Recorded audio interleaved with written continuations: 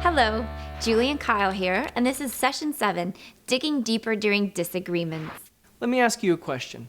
Have you ever been lost?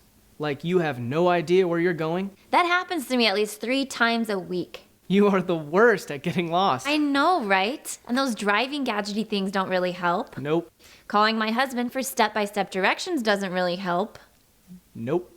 And the driving apps with the dot that points exactly where you are on the map doesn't help either. Nope.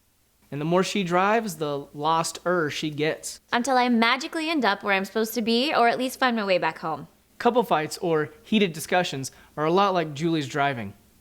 A couple starts going down a road of a discussion, and they start heading down streets that they are familiar with. Then they hit a few potholes, and each of them starts to feel a little tension. They hit a couple of detours, and all of a sudden they're heading down some back road with an unfamiliar territory. Anxiety heightens, and all of a sudden you realize you're completely lost. Both of you are angry and frustrated, with no idea how to get to your destination or resolving the issue. And you have no idea how to get back on track or undo the damage. You feel hopeless. And that's when you pull the car over, stop, and start crying.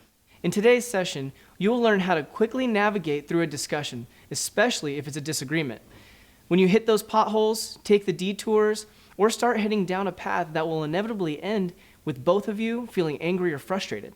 It sounds like driving directions for heated discussions. Kind of, but they are clear driving directions anyone can and should be able to follow, and they lead to a final destination with both partners feeling understood. Well, let's get on it. Here is Don and Alex with Digging Deeper During Disagreements. Welcome. We're cracking the code to handling conflict. And this session is Digging Deeper During Disagreements, where we'll focus on resolving conflicts from beginning to end. Now, you already know the speaking skill called expressing yourself, and you also know the listening skill, listening with empathy, and you'll be using both of those skills as you resolve a conflict. Last session, you became aware of getting a grip on your emotions. You know what to do if you find yourself in the red zone, when one or both of you is too angry or too frustrated to be respectful. Take a time out, calm down, and then come back and talk again later. And if you're feeling irritated or tense, you let your partner know that you're in the yellow zone. You say, I'm in the yellow zone, or whatever signal you're going to give to your partner, and that lets both of you know that you need to be alert to being respectful at that moment. And another quick tip that we covered in a previous session, I want to point out again now. If you're talking, if you're expressing yourself, and out of your mouth come some words that you realize were disrespectful, they're something that you immediately regret, you can simply offer to redo that. It sounds something like, you know, what I just said was disrespectful, let me redo that. And I go and I say that respectful restatement. And Don will give me grace, and he'll rewind his tape and let me say that respectful thing and take that into account as really what was coming from me instead of that disrespectful statement. We also used a saying in a previous session. The skills are like seat belts. They only work if you use them. And we have personally known that to be true. You may remember from the first session my example of when I was first married, and I told you about the attack that I gave Don when I went back east to visit my family and friends, and he didn't call me for a few days, way back before cell phones. And I immediately went into attack mode. Oh, you finally remember you have a wife.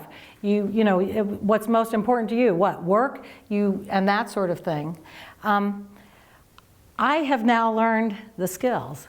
And so I want to tell you about another example that just recently happened, and it's very similar to what happened back then, but notice the difference. I was out of town working on a project, and I got a flat tire. And Don was back home, and so he was in a long meeting all day, and so we were texting. And so I texted him, got a flat, okay, call AAA.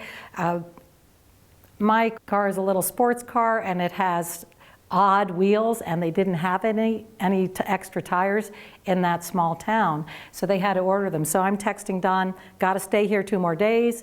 He said okay. And so I thought, well, after that long meeting, he's going to call me and want to know really what happened, and we'll have a chance to vent and that sort of thing. So 5 o'clock came around, and I was waiting for his call. And 6 o'clock came around, and I was waiting for his call. And finally, at 7 o'clock, I thought, well, wait a second, I'll call him. So I called him up, and he answered the phone. And I said, oh, wow, I'm glad that you're available. What are you doing? I'm watching the ball game. Well, okay, anger, hurt, frustration, they were all there in me, just like over 30 years ago. But this time I took a breath, a thought before I spoke. I said, I'd like to talk to you about what just happened because I have some hurt feelings. And you didn't even really understand what that was about, huh? Not yet. Right. Yeah. I said, I was texting you, but I thought you were going to call me because I wanted to tell you about what happened and my frustration, and I'm disappointed that you didn't call. I have hurt feelings about that. So if this is a good time, I want to talk to you. I understand if it's the 9th inning of the ball game, but I really feel a need to talk to you. Yeah. So do you see the difference? I mean, what a way to be able Same emotion that you felt, same experience that was the trigger, right. Different response. I was hurt back then that Don hadn't called me. I was disappointed because I wanted to share my experiences. So I was having the same feelings, but what a difference in the way I was able to express myself. So turn in your workbooks to Digging Deeper During Disagreements. We'll start with a verse from Scripture in Philippians. Do not merely look out for your own personal interests, but also for the interests of others. When we're in conflict, we're usually looking out for number one, right? Isn't that who we're thinking about when we're mad? And this verse reminds us to prioritize differently. Listening with empathy helps you to do that. This session will help you to do it even more in conflict. Now, we want you to know that there are 2 parts to resolving problems, to resolving a conflict. Part 1 is having a couple talk. Having a couple talk, and that's where you'll be expressing all your feelings, concerns, and desires about the problem. And your partner will be listening with empathy to you, and vice versa. But you won't be talking about solutions yet when you have a couple talk. Why no solutions? Because too often couples start a conflict discussion by each arguing for their point of view, for what they want. They take a stance and they dig in their heels. They're going to get their way. So, for example, we had an issue over 30 years ago for our first Christmas. Where were we going to go for our first Christmas? So I informed Don, and it was about October, that I was making reservations to fly back east to be with my family for Christmas. And Don had the audacity to respond in a way I didn't expect. I don't think so. And I was like, well, wait a second. We are going there. I'm stuck out here on the West Coast. That's where we're heading. Yeah, well, you're not alone in this, and there's a financial consideration, and I don't think so. Well, we'll see. Could be separate Christmas vacations then. And so what we had done was immediately start with the 2 positions. I want to go back east, he wants to stay here. But if we had had a couple talk at that time, what I would have done is say, I want to talk to you about the vacation that we're going to take at Christmas, or where we would go for Christmas. And I want to tell you how I'm missing my family.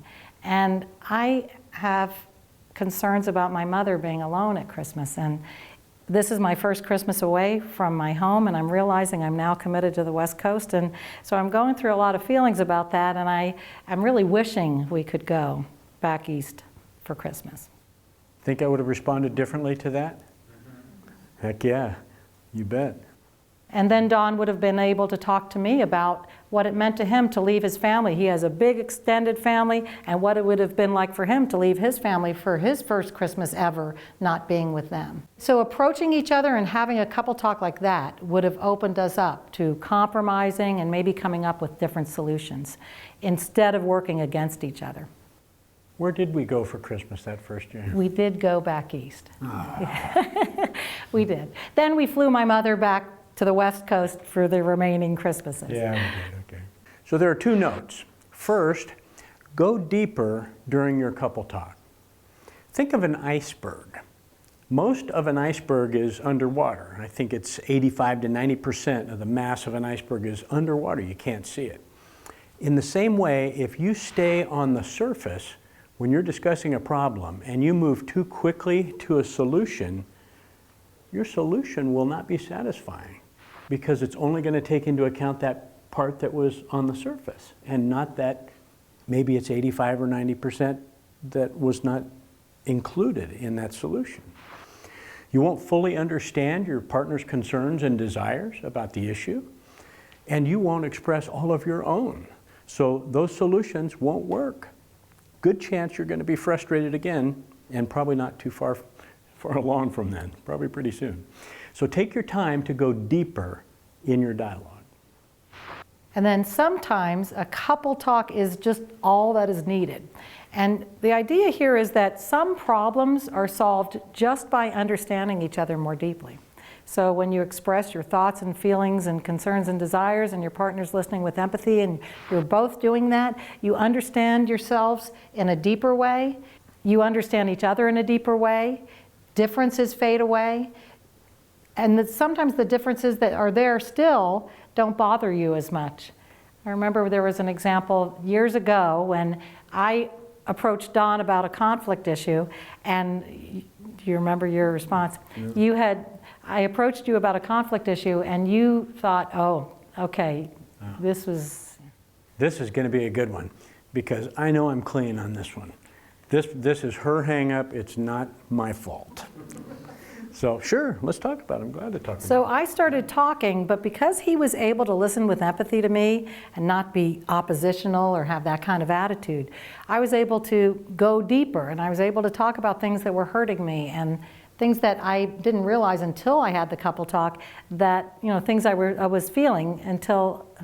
Well, what happened was I ended up in tears because I understood that something I was doing unintentionally was really hurting her, and I had no idea. And when she tried to tell me about it, I associated it with something intentional, and I knew I wasn't doing that, so I just blew it off and kept on doing it. So there was a lot of damage that I was doing, hurting her without meaning to, but because I didn't listen. And when I was in the couple talk, and my only job was to set aside those other points of view and just listen, then I was able to get it. Right, so we didn't end up having to even move to that second part, which is about solutions. We just basically had a couple talk where we understood each other deeply enough to resolve the issue that way. So we wanted to point that out. So if a solution is needed, then when both of you are ready, then you move to part two, which is finding the win-win-win. And that'll be covered in the next session, and it's very practical. If there's a decision to be made, a new behavior for someone to undertake, need to create a solution, that's when we'll move to part two. Okay, now in your workbooks, turn to Steps for Digging Deeper During Disagreements. Step one is pray about it first. Rely on the Holy Spirit to help you to be honest and compassionate. Ask for His guidance. In 1 Peter, it says, give all your worries and cares to God, for He cares for you. Let's do this together now. Let's ask for God's help as we work through a minor conflict exercise. Will you pray with me?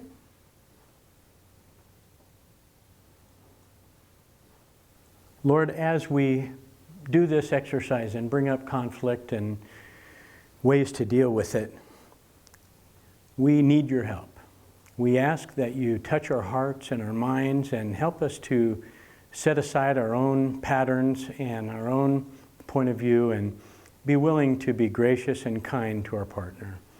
Help us to communicate well, and we just ask for your touch as we learn how to resolve conflict and actually resolve a specific conflict today. In Jesus' name, amen. Step 2, think before you speak. And what are you to think about? Think about what's good about your partner's position, about your partner's point of view. And in your workbook, you will see a familiar chart. We've already used one of these in a previous session, and it's called A Good I See in Your Position. We have 2 things for you to do. We're going to begin working on a minor problem topic. First, between the 2 of you, choose a minor problem topic. If you each brought a topic, choose one. And the topic needs to be big enough to be a real issue between you, a real conflict topic, but not so big that it has many layers of feeling around it. In your workbook, you'll see that there's a list of common topics. They're difference topics. Things like minor annoyances, like should the toilet seat be up or down? Mm-hmm. It could be one is maybe more organized, the other is less organized. It could be an annoyance like being interrupted when you're doing something or watching something. So we have that list of common topics for you to choose from if you haven't yet chosen a topic. For me, a topic was when I'm watching something, or I'm on the computer, or I'm in the middle of reading, being interrupted. Because I have a hard time with my concentration the way it is. When it gets broken, then it's really hard to get back going again. And I'm already talking to him when I'm around the corner and I don't even know what he's doing. I just figure he's happy to hear what I have to say. So I had to learn that maybe I need to adjust myself a little. So agree on one topic. Then, in your own workbook, without your partner seeing, write the issue down in neutral terms. And you'll write it down in that box, a good I see in your position. And remember, if you can't find a good right now, you can write something you appreciate about your partner or you appreciate about the relationship itself. So we'll give you a couple of minutes to do those 2 things. Pick a topic and then write a good you see in your partner's position. Ready to go. Go ahead and talk to your partner.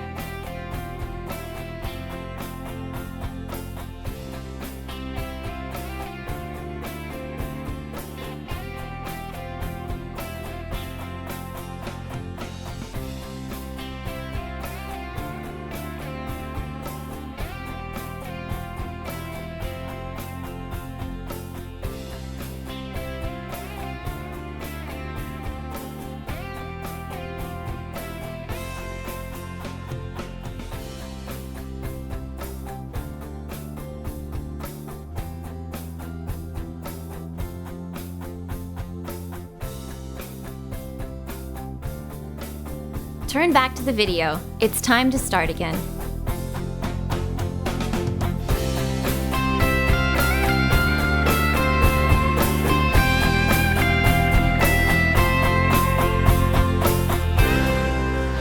Okay, so you've thought about it, found something positive in your partner's view. That's a great way to start when you're discussing a problem.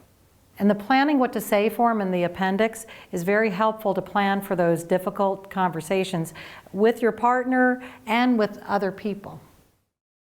Okay, so now step 3 is make an appointment for a couple talk using a soft approach.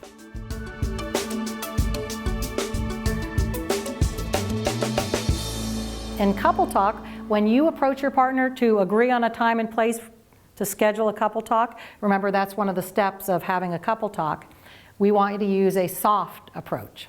And it involves 2 things. One is don't blame. Speak from your own point of view and don't use those blaming words. Don't use those trigger words. Example is, I'd like to talk about something that concerns me, about how the chores are being done around the house. Now, isn't that a lot different than, I want to talk about how you're so lazy. And the second point is, don't push. Don't push. And what we mean by that is, it may not be the best time for your partner to stop and have a couple talk right then. So if you're one of those like me who wants to talk right then, be patient. So don't push your partner, just approach them to ask to schedule a time to have a couple talk. To practice this softer way of approaching your partner to ask for a couple talk, we have 2 quick exercises. Practice 1 is called, "You spent how much?" This is Fluffy. And wives, you brought Fluffy with you into the marriage, the cutest little dog you can ever imagine. And she deserves good things, doesn't she? Husbands, Fluffy costs you a lot of money. Vet bills, groomers, and gourmet dog food. And you don't even like dogs. So here's the scenario, and this will be an exercise where you will practice a soft startup. And husbands, gentlemen, you're going to be the ones to practice first. Don't worry, they'll have an exercise after this where the ladies will have to craft a soft startup. The scenario is you just saw the credit card bill for Fluffy's day at the dog spa. And you're irritated, and you want to talk about this. She is sitting on the couch, cuddling Fluffy. And she starts the dialogue by saying, "Honey, don't you love Fluffy's new bow?" So that's the exercise, and in a moment we'll have the ladies start that exercise by saying that line. Husbands, as you craft your soft startup, don't blame, don't push. You're not resolving the issue here. You're doing the request for a dialogue. You're doing a soft startup. So you'll ask for a time to talk. You'll tell her what the issue is in a reassuring way. All right? So men, you understand what to do? Soft startup. Ladies, turn toward your husband. You can leave your chairs where they're at, but just turn toward your husband. Stroke Fluffy because she's in your lap and she's doing beautiful. And say, "Honey, don't you like the new bow? Don't you like Fluffy's new bow?" Ready, go. Turn and talk to your partner.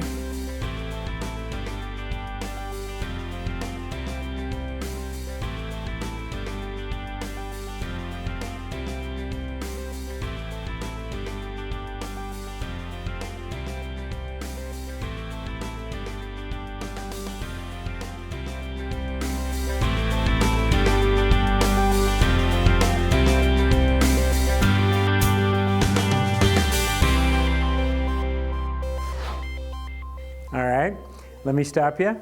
Fellas, I'd like to hear from the gentleman. What did you say? How did you put together a soft approach to bring up this topic to your wife? Lee. I acknowledged, just saying, "Oh, the bow looks really great." I saw the bill for the shop he went to. I was wondering if we could talk about that real quick. Okay. Great. That was pretty good. Yeah, that was neutral, didn't attack, Right. didn't blame, didn't push. Well, that's a nice way to begin what might be a difficult conversation. You know, in our silly scenario, husbands, you'd have been really frustrated and agitated, and it could have blown up and been something kind of negative. But the soft approach makes a big difference in the way that kind of a conversation can go. So let's flip it, and now, ladies, it's going to be your turn to create a soft approach. Here's the scenario. Husbands, you're picking your wife up to take her to her company party.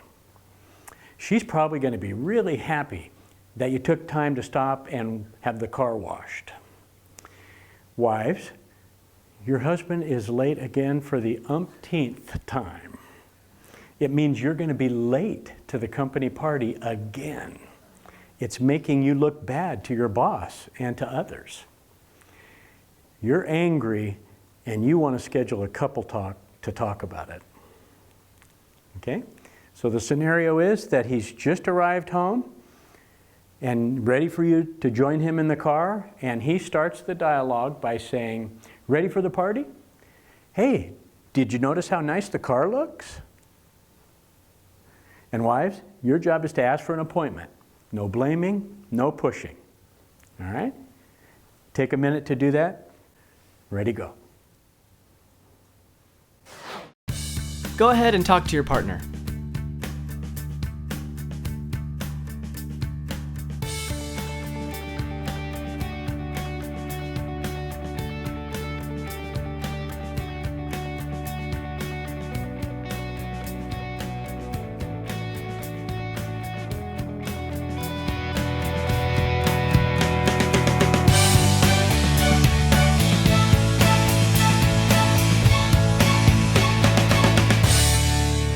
Okay, I got to pull you all back together. And ladies, I'd like to hear from you. We'd like to hear, how did you make a soft approach to talk with your husband when you were so frustrated? Okay. Can I hear some examples? I'd like to share that one was harder for me because we were discussing, and I was like, I appreciate that you got the car washed and it does look really great.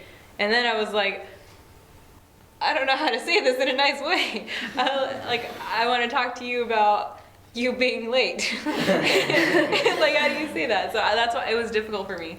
Okay. So he had to help me through that one. Yeah, it was hard for you to come up with that soft approach. Yeah. Okay, others? Sarah. I had a similar issue. I said, I'm concerned about you being late, and he thought, well, you're not supposed to say you. So can I say you at all? Does an I statement include anything that you did? Yeah. Can it? Okay. Absolutely, yeah. Okay. Yeah. So that wasn't an inappropriate way of saying it if I said, I'm concerned about you being late. Was that still I think it sounds soft? perfect to me. Okay. Yeah. Okay. Right, we can't pretend it was somebody else who was late. Okay. So for instance, if Don is leaving his socks all over the floor and I'm frustrated about it, I can't say, oh, there's some socks over there that I'm frustrated about. I wonder what we'll do. And so I get to say you, but I don't use the judging and blaming words. So I say, I've noticed you've left your socks on the floor and I've been getting frustrated about it, and I'd like to have a couple talk about it.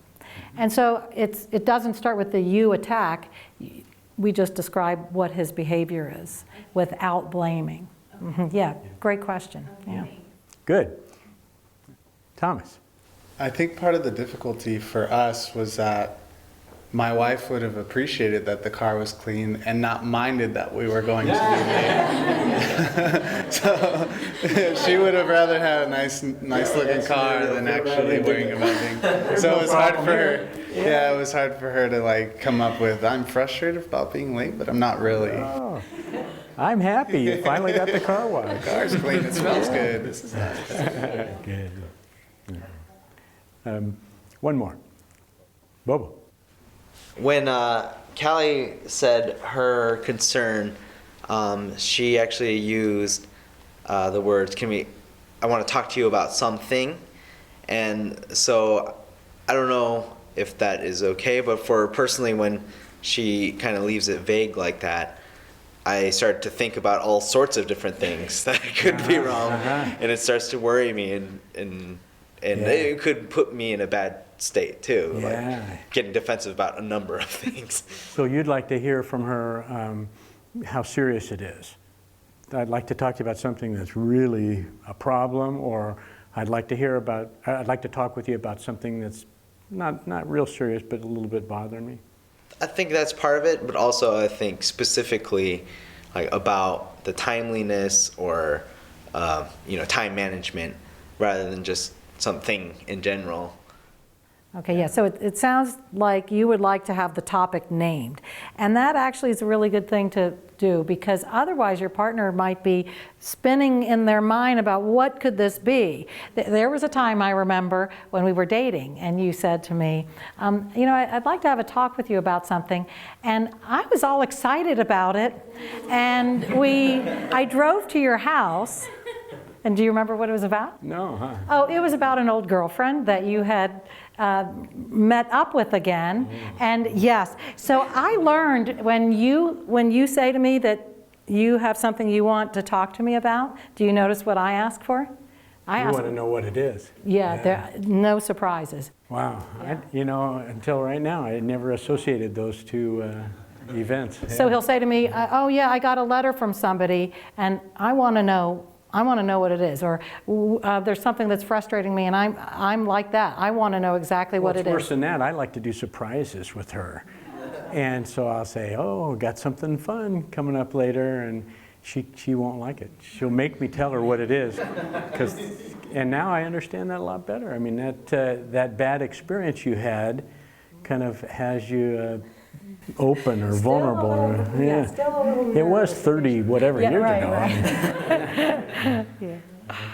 Yeah. So now we'd like you to turn in your workbook to practice the exercise, make an appointment using a soft approach. And what you'll do is practice a soft approach using the topic that you're going to discuss in this session. So you already have narrowed down to one topic, and the person who chose the conflict topic that you're going to discuss will create a soft approach. So remember, don't blame, don't use those trigger words, those judgmental words, and have an attitude of we'll get through this. And then also, don't push. Make this soft approach a request. Is now a good time? Now, of course, your partner's going to say yes because we're in this session and you're going to be discussing it. But include that so you get practice using that. That's right. So you'll have a minute to ask for a couple talk. The one who picks the topic does the soft approach. Ready? Go. Turn and talk to your partner.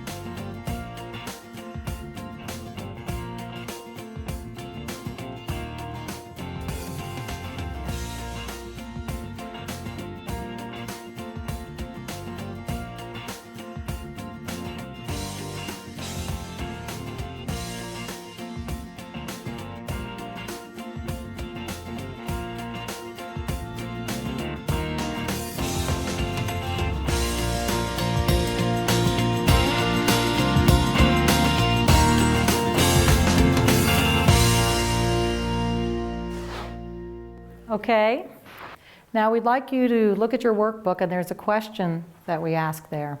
What if your partner used a soft approach the next time they had an issue they wanted to discuss with you? How would that change things?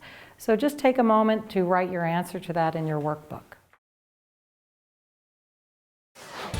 On your own, complete the quick debrief.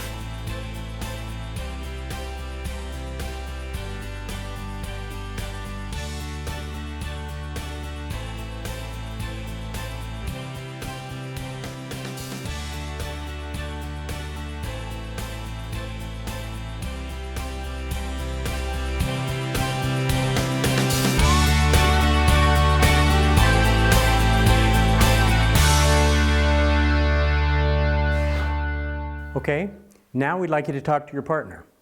How did you respond to that question? Do you think the soft approach will help? Talk to your partner about it. We'll give you a minute for that. Go. Turn and talk to your partner about this exercise.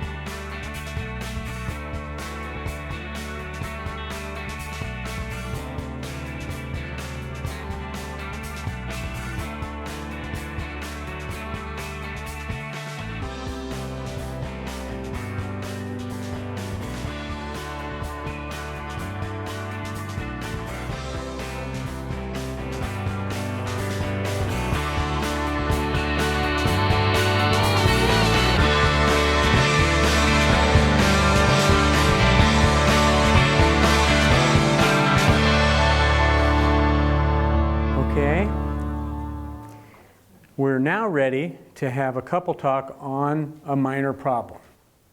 So turn to your exercise, couple talk on a minor problem using prompts. And the purpose of this is to practice having a couple talk on your first conflict issue, and you will be using the prompts there to help you get started and go through the process in this very first experience. So follow the set of prompts and express yourself in something like 30-second chunks. Remember that your partner's doing a difficult job of listening, and they're going to want to summarize back with empathy. So just think about shorter statements, briefer amounts of time of expressing yourself. And if you're listening with empathy, if you're in that role, you can just do this little inch signal to your partner that you need to have a chance to summarize back with empathy what they had just expressed. So that's the way that you'll work that out. And the expressor, the one who will pick up the expression stick, is the person who picked the problem topic, okay? And their partner will be the listener. So to demonstrate this, we're going to first get an expression stick, and Don will be the expressor. And for our demonstration, we're going to use a topic from the video you saw in the very, very first session with that couple who had a conflict about a credit card bill. So Alex and I will use that to be the topic that we model the process. But we want you to focus on the steps in the dialogue and the way that the expression stick is used. Okay? Alex, I'd like to talk about a concern I have about the credit card charge. But I also want to acknowledge first that I know you're really careful with money. You do a lot to watch out for our budget. I know you use coupons when you go to the grocery store, and I really appreciate that you do work on watching our expenses. As Don, I want to talk to you about something that's a frustration, and it's the credit card bill. And I want to acknowledge that you do work hard to save money, Alex, and you clip coupons and you shop carefully. So I want to make sure that I start with that I appreciate that about you. Yeah. And the way I see this issue is our budget is out of control. And we're really in a bad spot financially. We're not making ends meet every month. As Don, I see this issue as something really important because we're not making our bills. It's out of control. So there's a real financial problem here. And when I think about this, I feel overwhelmed. I feel pretty discouraged about where we're at. As Don, the feelings I have are, feeling overwhelmed and discouraged that we could maybe even ever get out of this debt. So it feels kind of hopeless. And a desire that goes with this for me is that I guess I'd really like to feel like we're on the same page, like we're working together to, row the same direction. So as Don, a desire I have is to partner with you, to feel together on this, to work together on this issue so that we could come up with something that might work for us. Yeah, you got it. Now I'd like to hear what you have to say. So now we'll end that demonstration, but what you saw is us switching roles, so now it's my turn to be the expressor. And what we'd like you to do is follow the prompts in your workbook, and you'll just go step by step and remember to express in about 30-second chunks so that your partner will have a chance to listen with empathy to you more fully. Okay, now it's your turn. When you use the prompts in your workbook, we'll signal at the halfway point. We'll signal when there's 1 minute left. The music will come up at the very end when it's time to come back to the group. So turn your chairs so you're facing each other knee to knee, and ready, go. Turn your chairs so you're knee to knee with your partner and begin the exercise.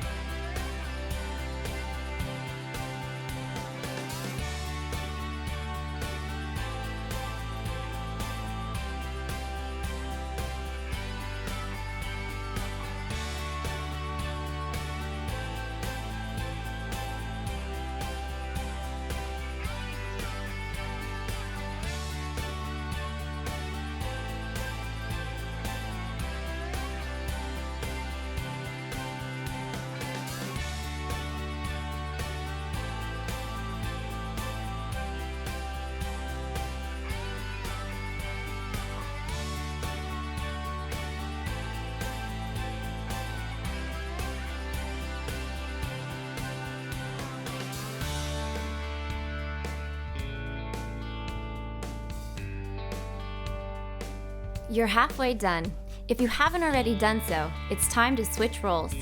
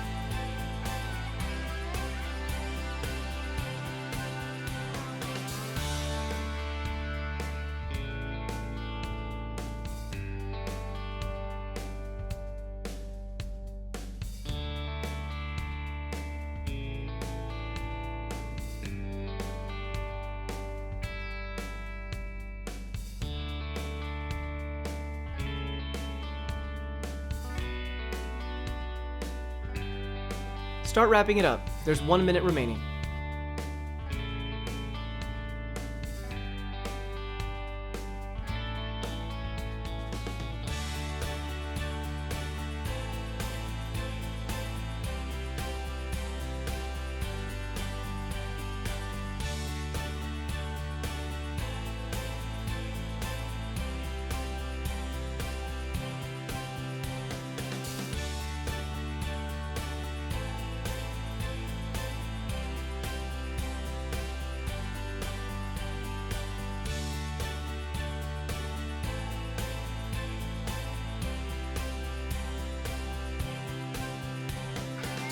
Turn back to the video.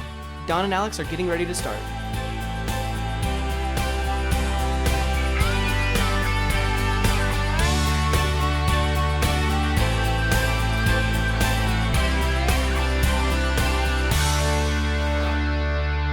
Now we're right in the middle of the dialogue you're having about that. I'm sure we probably stopped you kind of in the middle of what you were doing, but we're going to come back to it. At this point, what we wanted to do was teach you a helpful signal for use when you're in the middle of a couple talk and something goes off kilter, someone goes off track. So perhaps it's, could you get the expression stick? Sure. So perhaps Don is expressing and he's telling me about his point of view, and I don't say, and it's my job to be the listener, but I say, well, you know, I actually disagree with you, Don, and I don't like that idea. What can he do to get us back on track? Because she didn't give me empathy. She started talking about her own point of view. Well, instead of him saying, there you go again. Forget this, man. Right. I tried talking to you. So if I mess up on my role, if I don't listen with empathy and I start speaking from my own point of view, he can give me a quick signal to get me back on track. Okay. We call it a coaching signal, and the one that we use, and we'd like you to use in the class as you're starting with, is just a simple upraised hand. And it goes backwards for a reason, because if it goes forward, it doesn't feel very good to receive, right? Okay. So really, you have to make it go backwards. And so if he were to give me that, as I'm saying, well, I disagree with you, Don. Oh, that's right. You have the stick. I'm the one who's supposed to be listening. As Don, the way I see it and the way I feel. And so we get right back on track. So we call it a coaching signal because you're just coaching each other to get back right into the skills and right into the skillful way of expressing yourself or listening with empathy. It's not I got you screwed up, like a cop. No, it's a gentle stop sign and with a backward motion like Alex described, and it's actually to preserve the relationship and preserve the dialogue and stay on track so that you don't go off one of those nasty patterns. So if your partner gives you the signal, just check yourself quickly. Wait, what was I supposed to be doing? Do I have the stick anywhere in my hands? Okay, if not, I am the listener. And so was I listening with empathy and listening and summarizing back with empathy? And get back on track doing that if that was the problem. Or if you were the expressor and your partner gives you the signal, check yourself. Did you just say a trigger word? Maybe you need to do a redo on that. So it's a quick way to get back on track without anyone taking it off track into accusations or other negativity. And there's one more thing. If your partner gives you a signal and you didn't know what you did wrong, what your partner can do is very graciously explain what they think went wrong. So I wanted you to give me empathy first, and then you'll have a turn to tell me what you think. So there's an example of him giving me coaching on that. So it's a quick nonverbal way to stay on track. The next exercise, going deeper, its purpose is to continue on with the couple talk that you had, go deeper in your dialogue, take more time with it, and practice switching roles as often as you can. We are hoping that in these dialogues you're offering to give your partner a turn to be the expressor, offering the expression stick, and we hope that there will be times where you ask non-verbally, as Alex has shown, I'd like to have a turn to be the expressor. So in your workbook, we've provided some prompts to help you dig a little deeper on this topic that you're discussing and to get below the surface of the problem. So when you are the expressor, you can choose the prompts that seem relevant or useful to you in your workbook. And remember to express yourself in about 30-second chunks to then let your partner summarize back with empathy. When you're listening with empathy, it's not about you right then. Right? So set your own point of view aside. Things might emerge or well up inside you that you want to say. That's natural. But push them aside for the moment, knowing that your turn is going to come in just a minute. Okay? It's not about you right now. And if the feelings get too strong for you to continue listening, then ask for a timeout. Ask for a timeout, take a little time to calm down, set an appointment that you'll meet again, and then come back, keep that appointment, and pick up when you're ready and you're in a good position to be a good listener. So to begin this couple talk, or this part of the couple talk, a good way to begin is one of those prompts that's in your workbook. It says, what's important to me about this issue is, and name it. Name what was important to you about the issue. And then say because, and talk a little bit more. And then let your partner summarize back with empathy. You don't have to use all those prompts or even any of them, but they're there for you if they fit in your dialogue, just to get you started. Give you a little help down the road. You start the sentence with the prompt and then go on and tell what's true for you. Okay? So we'll give you several minutes to work on this. If you finish one problem, tackle another. Start on the other person's topic. And begin always with a good I see in your position. That's always going to be that way. All right, so we'll go ahead and start. Go ahead and turn your chairs facing each other knee to knee. We'll let you know when you're halfway, and then again when there's a minute left, and when the music comes up, that'll be the time to come back to the group. Ready, go. Get knee to knee with each other and start the exercise.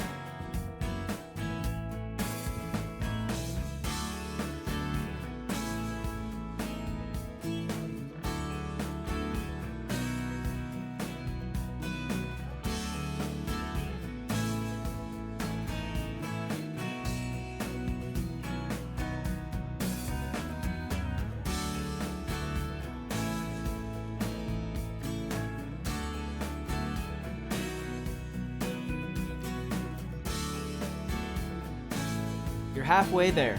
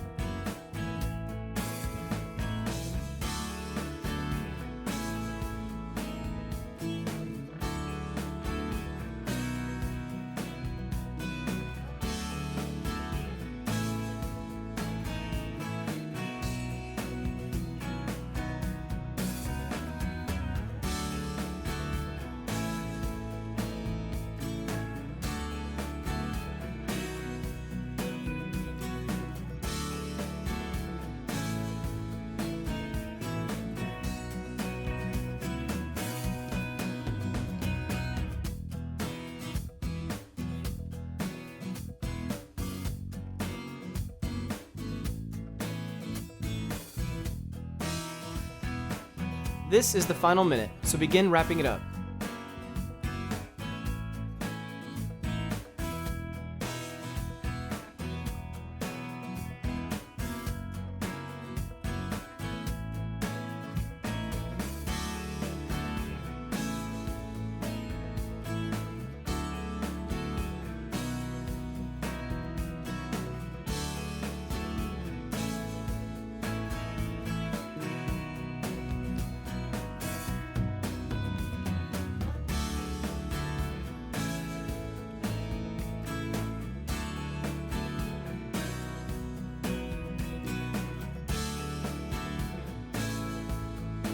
Time to return to the group. We're getting ready to start up again.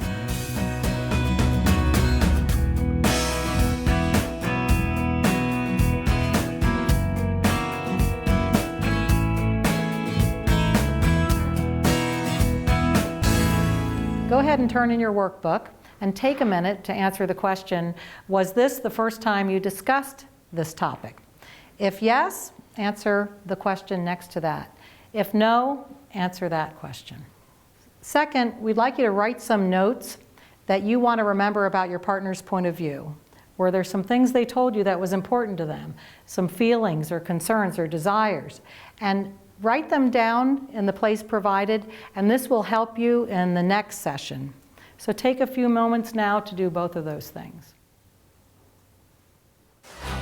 Now take a moment to yourself and fill in the debrief section of your workbook.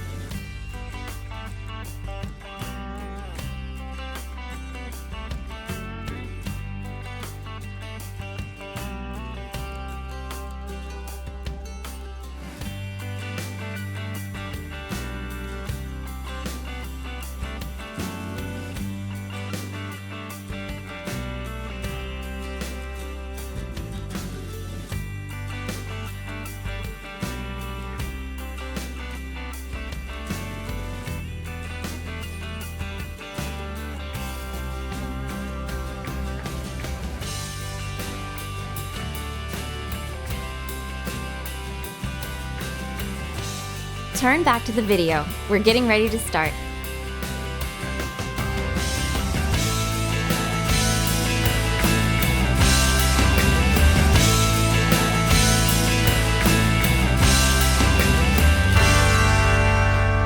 So how did it go? Lee?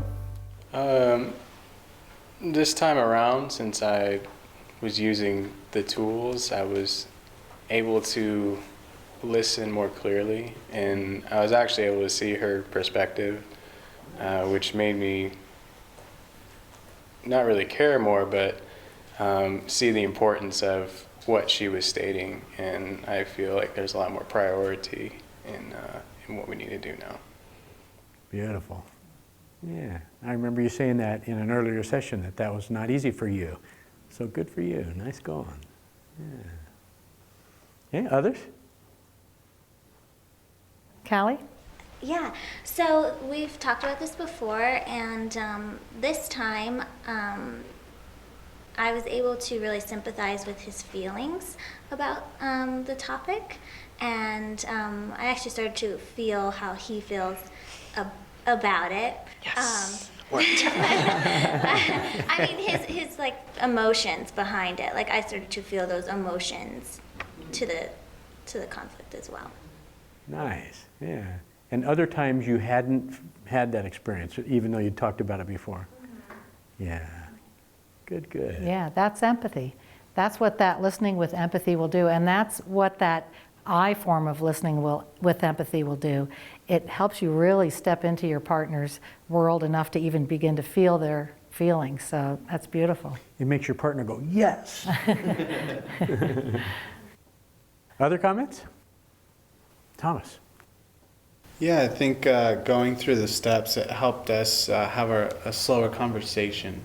But on the other hand, it was difficult because as I was trying to listen to her with empathy, I wanted to ask questions because I wanted details, but I wasn't sure exactly when or how I should ask those questions. So that was rather difficult for me. Yeah. You're feeling those questions kind of well up inside you, and it's getting in the way of being able to pay attention to what she's saying. Exactly. Yeah. It was very difficult for me to try and continue to listen with empathy when I had questions that I wanted answers to before we continue going on with our conversation. Yep. So that's really common. And the encouragement is to do your best to set those aside inwardly.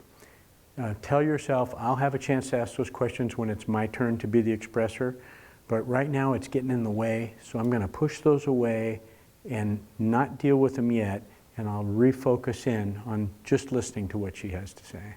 my fear in that, though, is that if she progresses the conversation too much, I'll forget those questions, and that could possibly be a problem later because I never got clarity on those questions, and she might have progressed the conversation down the road to a point where I lost memory of those questions that I had. Well, here's something you can do about that. Just tell yourself, if it's important, those questions will come back to my mind.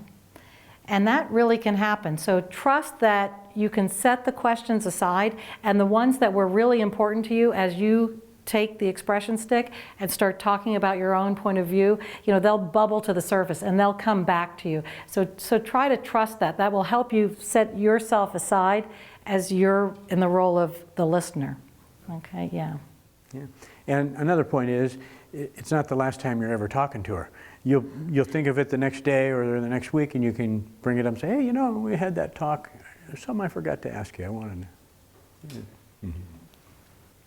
Okay. I just had to speak to Thomas's point, because I had the same issue kind of come up with our discussion. I had, while Tia was speaking, I had questions and things that I wanted to clarify with what she was saying, but she was in the middle of her term of speaking. So I kind of put a pin in it, like you said. So my questions I kind of set to the side so I can focus and listen, but not to forget about it and let it drag on. I asked for, after I gave her empathy, I asked for her to speak, and then I was able to have the questions. Beautiful. That's a great way of handling that. Okay. Yeah, that's one of the good reasons to use that nonverbal signal to ask for a turn to speak. Yeah. Yeah. And we've heard people ask, is it okay if we write those questions down real quick so that I can remember them for later? And we discourage that. If you do that, during that time you're writing a note, you've taken your attention away from listening to your partner and broken that experience. So set it aside inwardly, put it aside for the moment, knowing that you'll get a turn and you'll be able to come back to it. Yeah.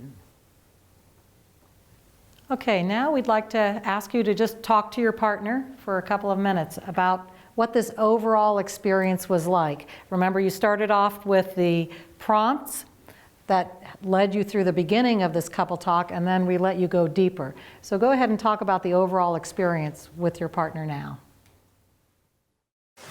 Turn and talk to your partner about how this exercise was for you.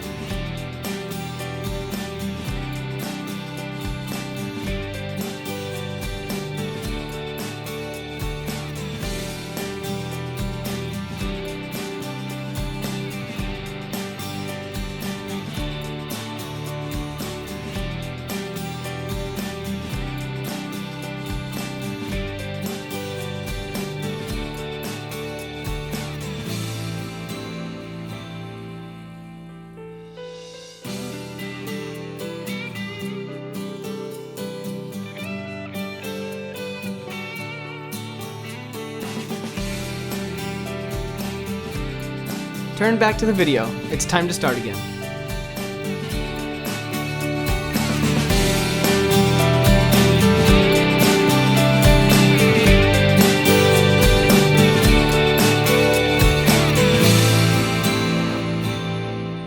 Okay, we're going to need to pull you back together again.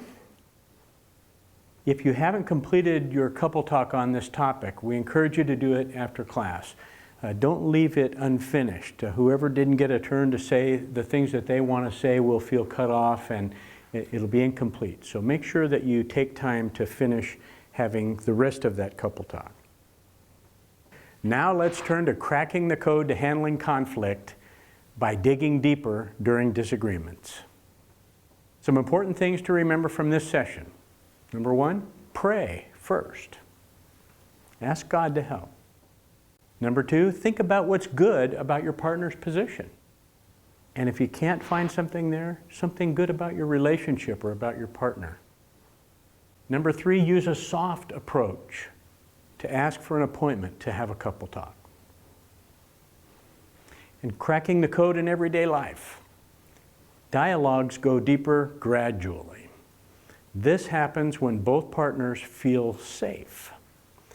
So when you have a complaint or you're frustrated with your partner, remember those couple talk values. Remember them all the time. Be open and honest. Be caring and compassionate. Be committed to each other and to using the skills. And finally, if there's some leftover hurt or negative feelings that you have after a couple talk, or if your couple talk gets interrupted because you have to get to work or life gets in the way, use those reconnection statements from the previous session. And there are things that will help you reconnect and help get through those negative feelings or those negative leftover feelings. For instance, you could appreciate your partner's effort at expressing themselves without any trigger words, or appreciate their willingness to listen, their openness to your point of view. So use those reconnection statements to get back completely in the green zone, as we talked about in the previous session. Now we'd like for you to do that old favorite exercise, partner appreciations. That's where each of you will give an appreciation, something you admire, something special about your partner, something they've done for you recently, and you'll tell them, and they will summarize back to you with empathy using the you form. Then they'll give you an appreciation, and you'll do the same. So to do that exercise, we'll have you turn your chairs so that you're facing each other knee to knee. So go ahead and turn your chairs and give your partners an appreciation. Turn knee to knee with your partner and start the exercise.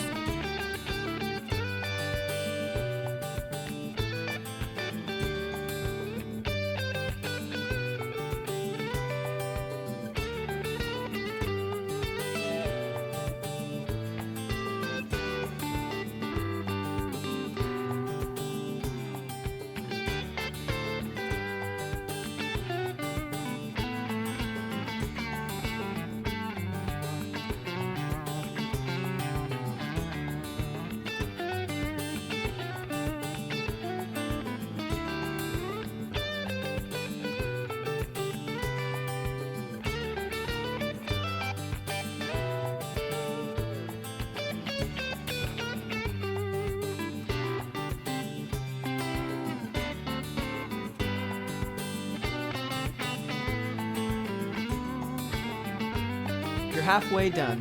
If you haven't done so already, it's time to switch roles.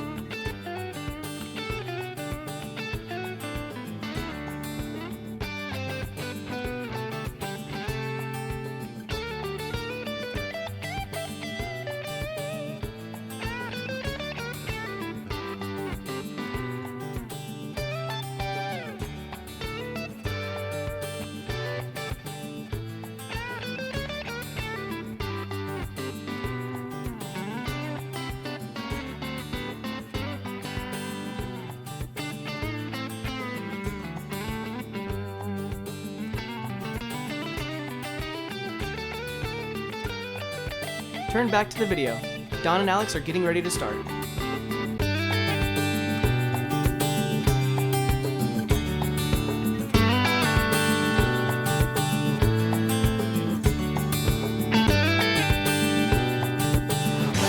Now remember, there's two parts to resolving a problem, and you have just completed the first part, which is digging deeper during disagreements. Next session will be finding the win-win-win. Very practical steps to finding solutions to what you talked about in this class. Even if you think you've identified a solution, there's lots to learn next session. Learning about implementing that solution, or maybe even finding something better. You might be surprised at what you find. So we'll see you next session, finding the win-win-win. As someone who tries to avoid conflict, bringing up complaints or problems to my partner isn't easy. And to somebody who doesn't mind bringing up complaints or problems to my partner, I think it's easy, but it doesn't always come out right. This session introduces a whole new way of staying connected while discussing a disagreement. Every spouse has at least one thing your partner does that gets under your skin. It may be something they do.